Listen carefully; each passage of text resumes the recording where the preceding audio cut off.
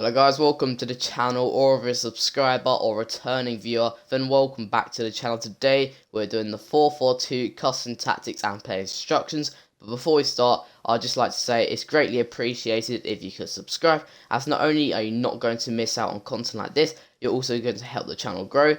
Anyway, let's get. So the 4-4-2 itself is a very default formation, as you're going to see in the instructions. So our defensive style is going to be balanced and our width and depth are going to be 4 and 3.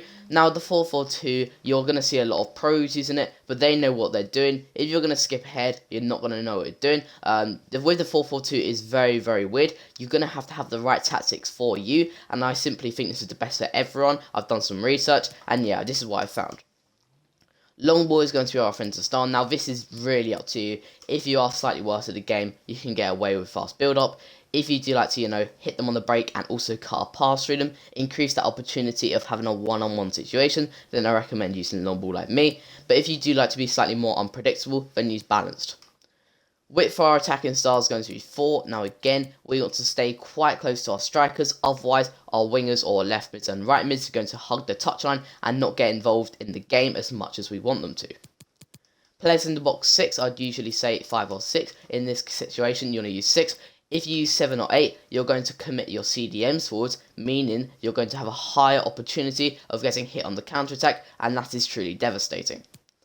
Corners 2, free kicks 1, very easy. Again, 4-4-2, I recommend using the second variation. This is because the other one is too risky. I can do one on that if you would like me to. That is basically an ultra attacking preset, whereas this is just a normal attacking one. Moving on to the instructions, our strikers are going to have the same. Rashford and Warren, my strikers, are both going to have stay central, mixed attack, normal interceptions, and come back on defence. Now, it's important you have come back on defence on this, otherwise your strikers are going to be in no man's land. They're going to stay up the pitch and not help out our defence or midfield. And again, you can use your attacking runs as getting behind if you would like to, increase the opportunity of having a one-on-one situation, which you can slot away. But for me, I like to be slightly more unpredictable, hence a mixed attack. CDMs are going to have the same again. We want to build a sturdy platform for our attack to build on, threading balls out wide for our left mids and right mids. As you can see here, cut passing lanes, default cover centre.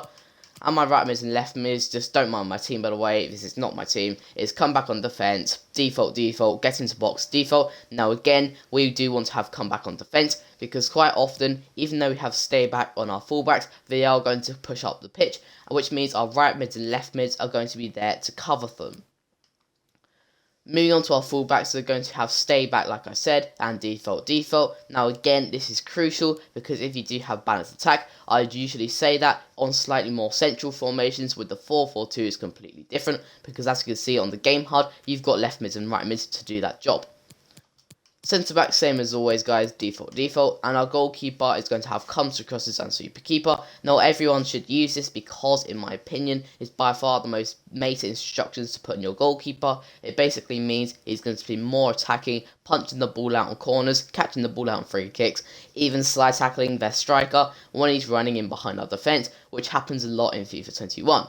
Anyway guys, that's the instructions and tactics of the 4-4-2 formation. If you did like the video, like I said, it'll be greatly appreciated if you did subscribe, as I always want your honesty. Anyway guys, enough of that. Have a nice day, have a nice week, and goodbye.